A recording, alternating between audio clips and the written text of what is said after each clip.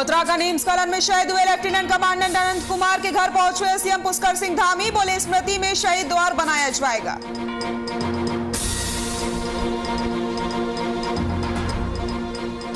आम आदमी पार्टी का रोजगार गारंटी अभियान कर्नल अजय कोतवाल के नेतृत्व में शुरू, 20 दिनों तक चलेगा अभियान।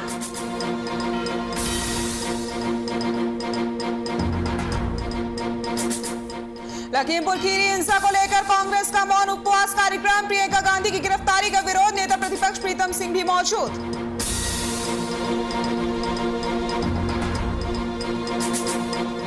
और जसपुर में किसान महापंचायत का आयोजन, किसान महापंचायत में नहीं पहुंचे राकेश टिकैत, बेटे चरणजीत टिकैत महापंचायत में हुए शामिल।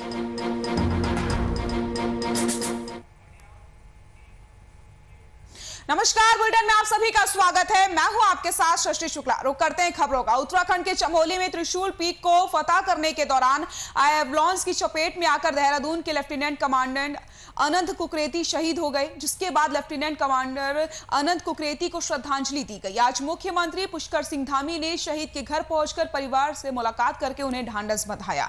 इस मौके पर मुख्यमंत्री ने कहा कि उनकी सरकार शहीद परिवार के साथ है और इस दुख की घड़ी में उनकी हर संभव मदद की जाएगी और हमेशा वो तैयार है। इतना ही नहीं, मुख्यमंत्री ने कहा कि शहीद की स्मृति में एक शहीद द्वार भी सरकार बनाएगी।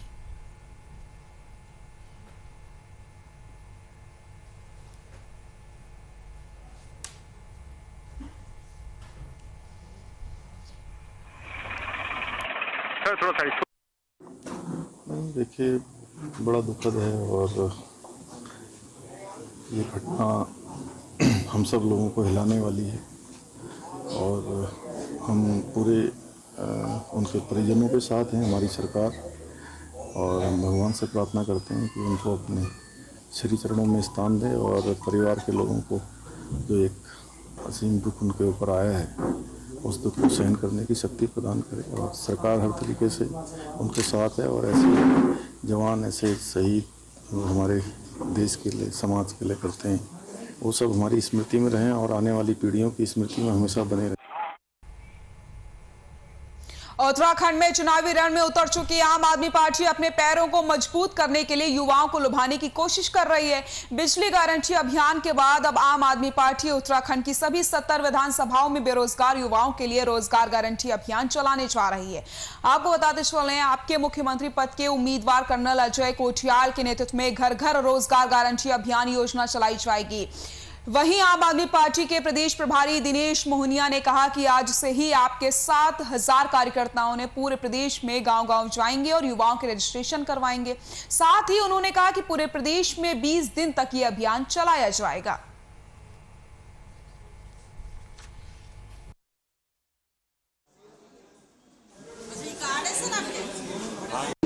अगर दिल्ली में नौकरियों की कमी होती तो ना केवल उत्तराखंड से बल्कि यूपी से, बिहार से, मध्य प्रदेश से, साउथर्न स्टेट से सब लोग दिल्ली क्यों आ रहे हैं? क्योंकि यहाँ पर रोजगार की उपलब्धता है और आज भी हम देखेंगे कि लाखों की संख्या में लोग वहाँ पर रोजगार उपलब्ध है और रोजगार पा रहे हैं। आज भी हम जब इसको आप इस तरीके से देखें कि जिस राज्य से माइग्रेशन होता है, जैसे उत्तराखंड से पलायन हो रहा है क्योंकि यहाँ रोजगार उपलब्ध नहीं है, लेकिन पलायन हो रहा है दिल्ली की तरफ, इसका मतलब वहाँ रोजगार उपलब्ध है तभी लोग जा रहे हैं।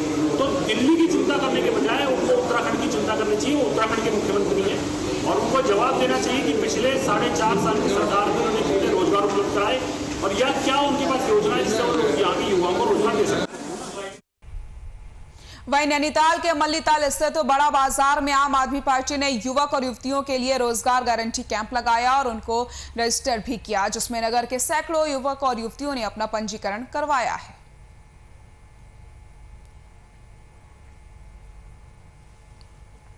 नैनीताल के मल्लीताल स्थित बड़ा बाजार में आम आदमी पार्टी ने युवक और युवतियों के लिए रोजगार गारंटी कैंप लगाया है और उनको रजिस्टर भी किया है, जिसमें नगर के सैकड़ों युवक और युवतियों ने अपना पंजीकरण कराया। आपको बताते चलें, ये रोजगार गारंटी कैंप 20 दिनों तक चलाया जाएगा।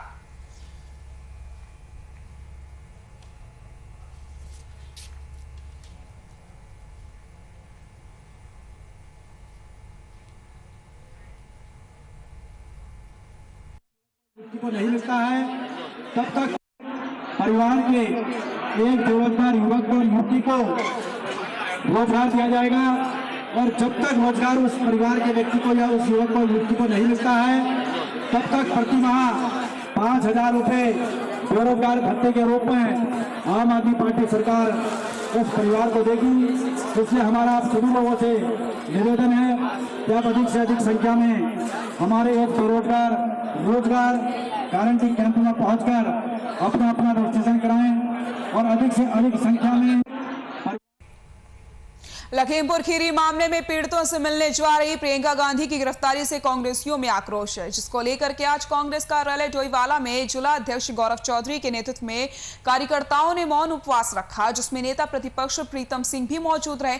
वहीं प्रीतम सिंह ने कहा कि सरकार किसानों के हत्यारों को गिरफ्तार नहीं कर पा रहे, लेकिन जब पीड़ितों की मदद करने और उनका हाल जानने के लिए कांग्रेस नेत्री किसानों के बीच पहुंच रही है, तब उनको गिरफ्तार करके सरकार ने पूरी तरीके से तानाशाही रवैया अपनाया, जो कि एक स्वतंत्र लोकतंत्र में गलत परंपरा है और इसकी निंदा की जा रही है।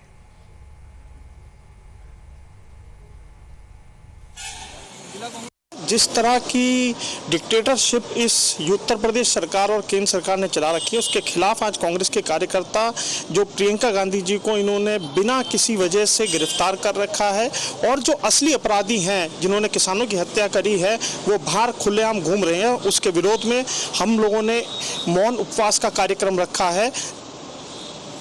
हमारी मांग ये है कि प्रियंका गांधी जी को जल्द से जल्द रिहा करें, हुड्डा जी को जल्द से जल्द रिहा करें और जो मुख्य आरोपी है उसको गिरफ्तार करें। किसान जो है आंदोलन कर रहे थे और आंदोलनरत किसानों पर जिस तरीके से सत्ता में बैठे हुए लोगों के इशारे पर प्राणघातक हमला होता है, कई किसानों की इसमें मौत होती है और इसके विरोध में जो है प्रियंका गांधी जी वहां जाना चाह रही थी और उनको पुलिस बल के माध्यम से रोका गया और सरकार के इशारे पर जिस तरीके से उनसे अभद्र व्यवहार किया गया है, हम इसकी कड़े शब्दों में निंदा करते हैं, भर्त्सना करते हैं।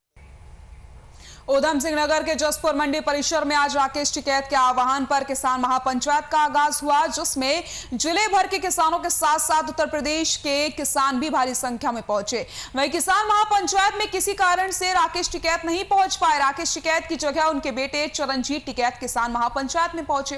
राकेश टिकैत के ना पहुंचने से किसानों को मायूस भी होना पड़ा। वहीं मंच पर बैठे किसान नेताओं ने बीजेपी सरकार पर जमकर हल्ला बोला।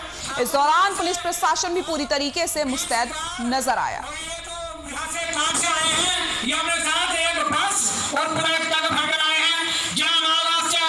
ये तो पिछले 10 महीने 10.5 महीने से आंदोलन जो दिल्ली की सीमाओं पर चल रहा है, चारों तरफ से सीमाएं सील की हुई हैं। उसमें गाजीपुर की बॉर्डर की सीमा हो, सिंगू बॉर्डर हो, टिकरी बॉर्डर हो, ढासा बॉर्डर हो, जो लखीमपुर खीरी वाली घटना हो, बहुत निंदनीय घटना है, बहुत अप्रिय घटना है। जिस हिसाब से उन्होंने गाड़ियां वहां पे चढ़ाई है, आंदोलन खत्म करके जब प्रोग्राम कैंसिल हो गया तो वापसी अपने घर जाने लग रहे, तो पीछे से गाड़ी से हमला निहत्थे किसानों पे किया। ये बहुत निंदनीय घटना है। जानबूझ के ये है, जब पता वहाँ पे नहीं प्रोग्राम हो रहा, हेलीकॉप्टर नहीं उतर रहा या मंत्री वगैरह नहीं आ रहे, तो अपना विरोध प्रदर्शन खत्म करके अपना वापसी।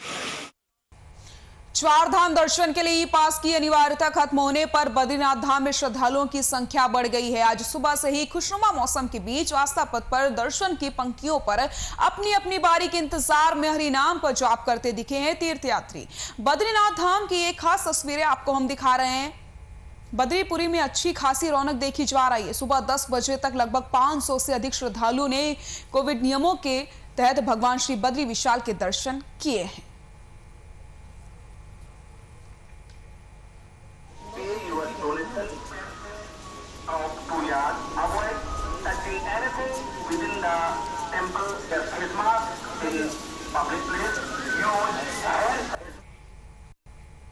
नैनीताल में जनता दरबार का आयोजन किया गया, जिसमें फरियादियों ने अपनी समस्याएं और शिकायतें सुनाई है। प्रमुख समस्याएं सड़क, पानी, शिक्षा, रोजगार आदि से जुड़ी हुई थी। ज्यादातर समस्याओं का हल डीएम ने मौके पर ही कर दिया और बाकी समस्याओं का हल करने के लिए अधिकारियों को निर्देश जारी कर दिए हैं। जनता दरबार का आयोजन किया गया, जिसमें फरियादियों ने अपनी सारी समस्याएं डीएम के समक्ष रखी हैं। डीएम ने समस्याओं को सुना है और जल्द से जल्द अधिकारियों को समस्याओं का निस्तारण करने के निर्देश जारी कर दिए गए हैं। Thank you. यहाँ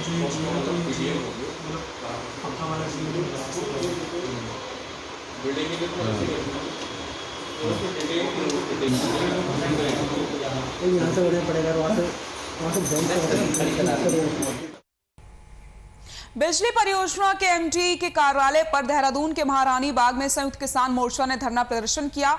आपको बताते चले, भाकियू तोमर और सभी किसान संगठन 24 सितंबर से डाक पत्थर में धरना प्रदर्शन कर रहे हैं। वहीं भाकियू तोमर के प्रदेश अध्यक्ष सोमदत्त शर्मा का कहना है कि शक्ति नहर डाक पत्थर से कुल्हाल तक आए दिन हादसे होते रहते हैं। वहीं सोमदत्त शर्मा ने बताया कि आज परियोजना के एमडी ने आश्वासन दिया है कि जल्द ही शक्ति नहर के दोनों किनारों पर सुरक्षा दीवार बनाई जाएगी।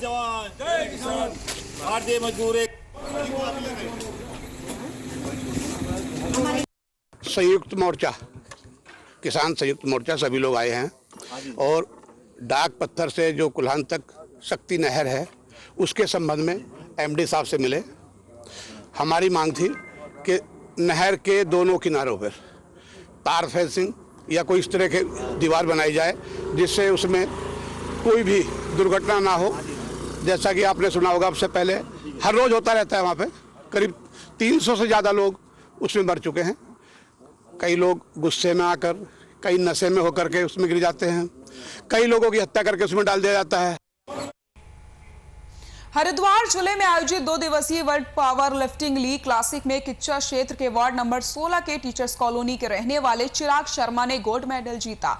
आपको बता दें, चिराग ने पुरुष वर्ग की 75 किलोग्राम की कैटेगरी सीनियर बेंच प्रेस में 120 किलोग्राम का भार उठाकर गोल्ड मेडल जीता है। किच्चा पहुंचने पर चिराग शर्मा का बीजेपी मंडल के अध्यक्ष विवेक राय ने फूल माला पहनाकर जोरदार स्वागत किया और चिराग को मिठाई खिलाकर के चिराग की जीत की बधाई दी। वहीं चिराग ने अपनी इस जीत का श्रेय अपने गुरुजनों को दिया है।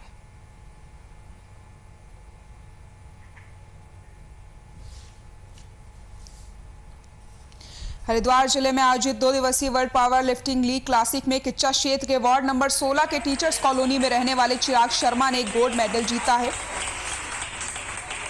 World power lifting league classic में गोल्ड मेडल जीता गया है। बीजेपी मंडल अध्यक्ष ने जोरदार स्वागत किया है चिराग का।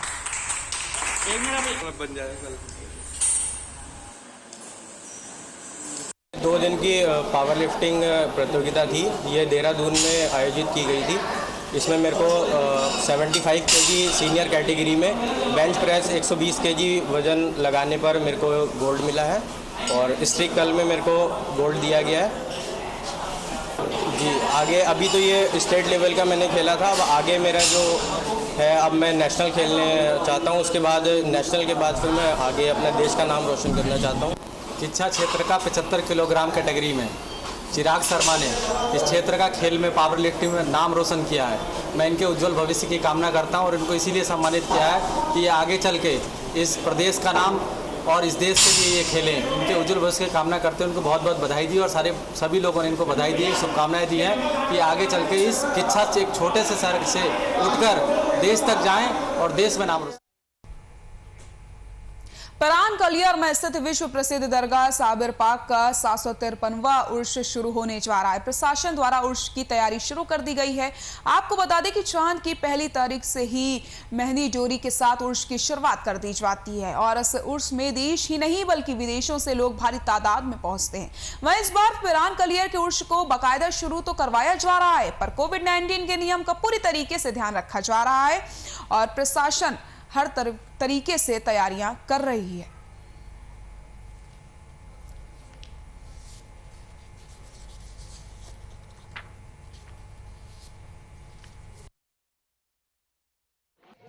देखिए, इसमें नियम अनुसार टाइम हाई कोर्ट की भी गाइडलाइंस आती हैं, शासन से भी गाइडलाइन आती है, तो जो गाइडलाइंस आएगी उनका तो अनुपालन होगा ही होगा। साथ में जो कोविड नेगेटिव रिपोर्ट है 72 घंटे के अंदर लानी होती है या फिर उनका वैक्सीनेशन सर्टिफिकेट होगा डबल डोज का, तो ही हम मेले में अलाउ करेंगे उन्हें अंदर आना। और जो भी उर्स का पर्व है, पवित्र पर्व है, इसमें हम कोशिश करेंगे इसका संकेत में रखें कोविड की स्थिति को देखते हुए। यदि भीड़ आती है तो उसको भी हम संभालने के लिए अपनी तरफ से पूरी कार्रवाई करेंगे। रुड़की में एक निजी होटल में आईसीएसई और सीबीएसई स्कूल एसोसिएशन ने पत्रकार वार्ता का आयोजन किया। पत्रकारों को संबोधित करते हुए एसोसिएशन पदाधिकारियों ने बताया कि उनकी एसोसिएशन में 11 स्कूल शामिल हैं और सभी की सहमति के बाद एसोसिएशन ने हाईकोर्ट में 2 याचिकाएं दायर की हैं।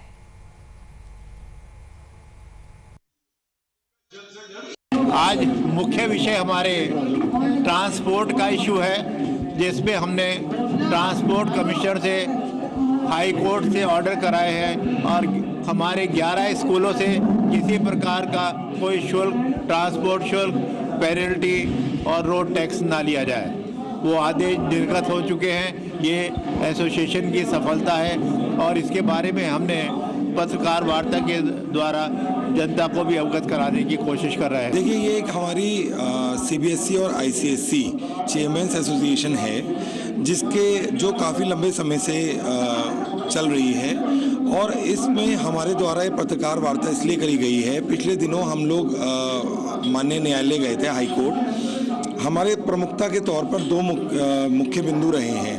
पहला मुख्य बिंदु ये रहा है कि करीब 1.5 साल से कोरोना काल में हमारी बसें जो बिल्कुल ही खड़ी हैं और उनका संचालन नहीं किया गया है, उसके बावजूद भी जो उन पे टैक्सेस लगाए जा रहे हैं, तो उसके लिए हमारे द्वारा अपील करी गई थी कि उन टैक्सेस को माफ।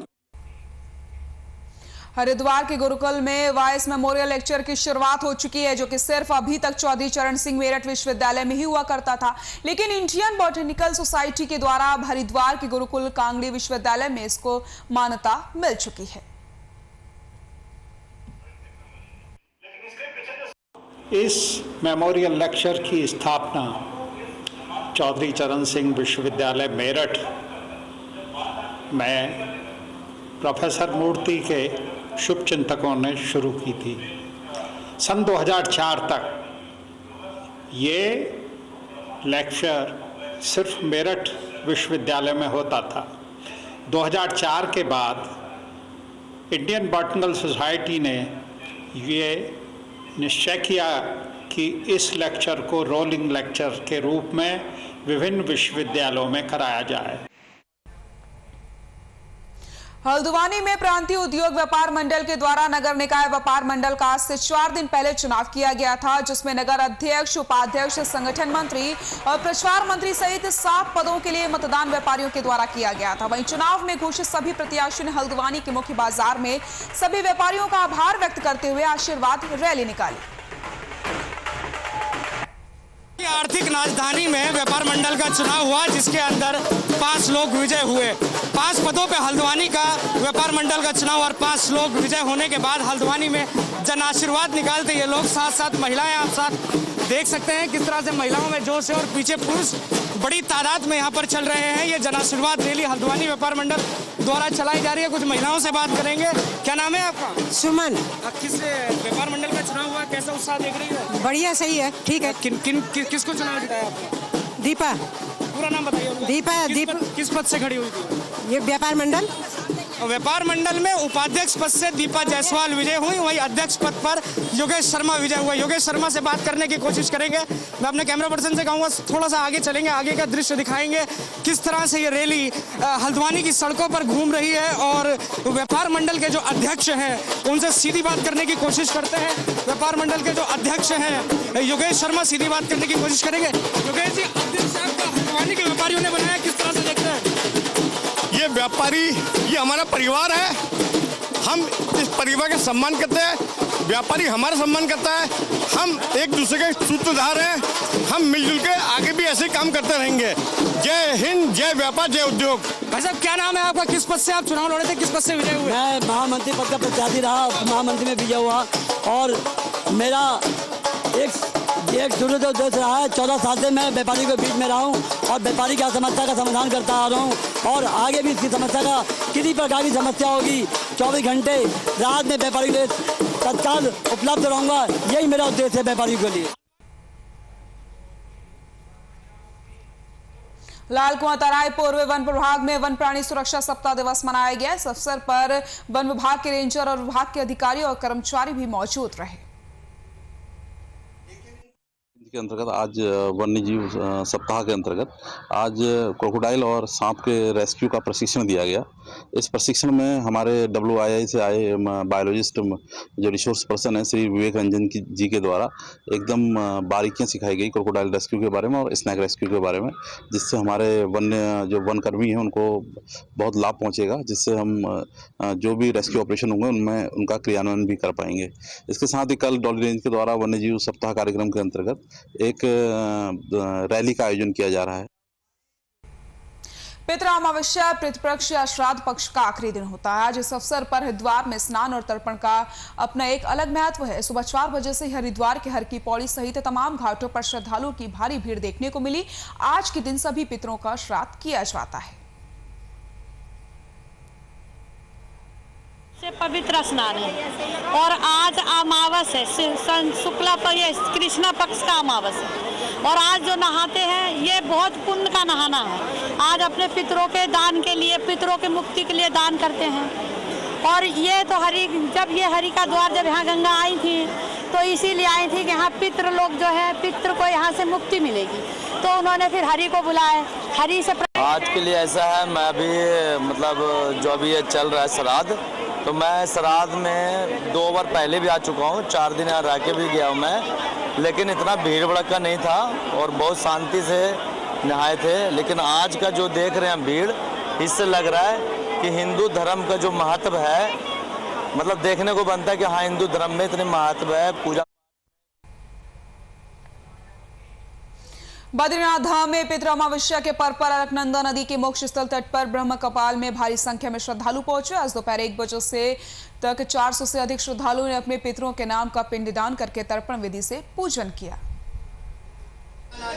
अगर दोनों गुजरे हैं तो आज बहुत सारी भीड़ यहाँ पर इकट्ठा हुई। कम से कम आज सुबह से हम लगभग 200 से 300 लोगों का लगभग अभी तक यहाँ तर्पण पिंडदान वगैरह यज्ञ हवन वगैरह हम करवा चुके हैं और ऐसे ही हमें आशा है कि शाम तक लगभग 1000 आदमी यहाँ पर आ जाएगा, जिस हिसाब से अपेक्षा की जा रही है इस भीड़ को देखते हुए।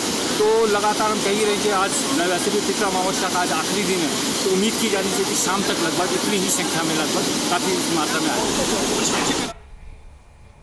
किच्चा में एसटीएफ और स्थानीय पुलिस को नशे के खिलाफ बड़ी कामयाबी मिली। प्रदेश में बढ़ रहे नशे के अवैध कारोबार पर रोक लगाने के लिए पुलिस महानिदेशक अशोक कुमार ने प्रदेश स्तर पर अभियान चलाया। इसी कड़ी में टीम का गठन किया गया और पिछले 3 महीनों से नशे के इस बड़े नेटवर्क पर काम कर रही थी। मंगलवार शाम लगभग 6 बजे एसटीएफ और किच्चा कोतवाली पुलिस ने संयुक्त कार्रवाई करते हुए नई गल्ला मंडी के गेट से ड्रग्स तस्करों को पकड़ा है।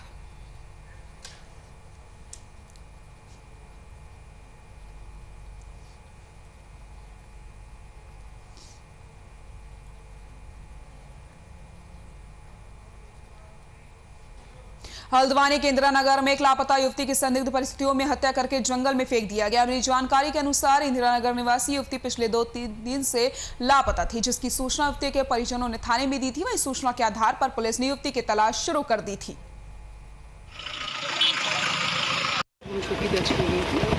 उसी के क्रम में जो उसकी ढूंढ-खोज चल रही थी, कुछ कैमरेज भी चेक किए गए, लोकेशंस भी चेक की गई और उसमें जो संदिग्ध जो लोग मालूम पड़े उनमें से 2 युवकों से पूछताछ की गई और पूछताछ में उन्होंने बताया कि उन्होंने जो है लड़की को मार करके एक जगह पे फेंका है। उनकी निशानदेही पर आज बच्ची का शव जो है वो वहाँ से बरामद किया गया है, जिसमें हम लोग पोस्टमार्टम और आगे की कार्रवाई कर रहे हैं।